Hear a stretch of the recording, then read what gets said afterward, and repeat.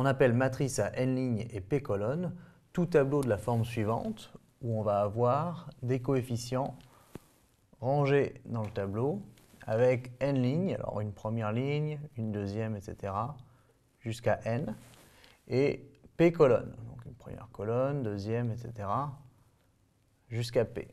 Et les coefficients, eh bien, on va leur donner un nom, on va les indicer en fonction de leur position. Par exemple, celui qui est la première ligne et la première colonne va s'appeler A1, 1, etc. Ensuite, on va avoir A, deuxième ligne, première colonne, qui donne sa position, etc.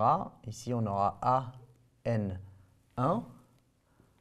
De la même façon, ici, on aura A, première ligne, Pm colonne. Et si on descend jusqu'ici, on a la nème ligne et la pm colonne. Voilà, donc on remplit un tableau avec des coefficients réels, n lignes, p colonnes, et ça c'est ce qu'on appelle une matrice.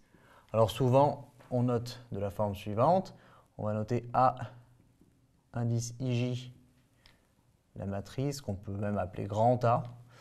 A, IJ, ce sont les coefficients. Alors des fois, on précise ici que I est compris entre 1 et n, puisque c'est l'indice qui donne la ligne, et que J est compris entre 1 et P, mais ça alourdit un peu l'écriture, et on peut aussi simplement écrire AIJ entre parenthèses. Et ça, c'est ce qu'on appelle une matrice de taille n fois P, puisque l'on a n ligne et P colonne, et AIJ, c'est le coefficient de la ligne I et de la colonne J. Donc il y a l'intersection de la IM ligne et de la JM colonne.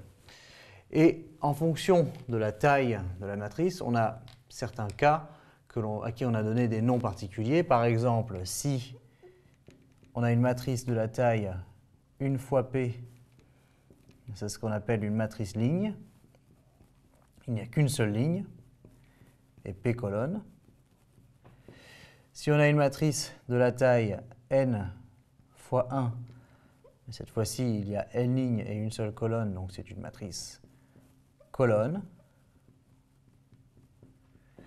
Si on a une matrice de la taille n fois n, à ce moment-là on dit que c'est une matrice carrée d'ordre n, puisqu'il y a autant de lignes que de colonnes. Voilà. Alors si on veut prendre des exemples concrets, eh bien, on peut prendre les matrices suivantes. On peut prendre A égale 2, 1, 0, moins 1, 4, 6. Ça, c'est une matrice de taille 3 fois 2, 3 lignes et 2 colonnes. Ensuite, on peut prendre B qui est égal, un peu grand là, à 1, 6, 7. Alors c'est une matrice avec une ligne et 3 colonnes, donc c'est une matrice ligne, voilà, avec 3 coefficients. On peut prendre maintenant la matrice C, 4, 6, moins 1, 7, et ça c'est une matrice 2, 2, elle est carrée, autant de lignes que de colonnes.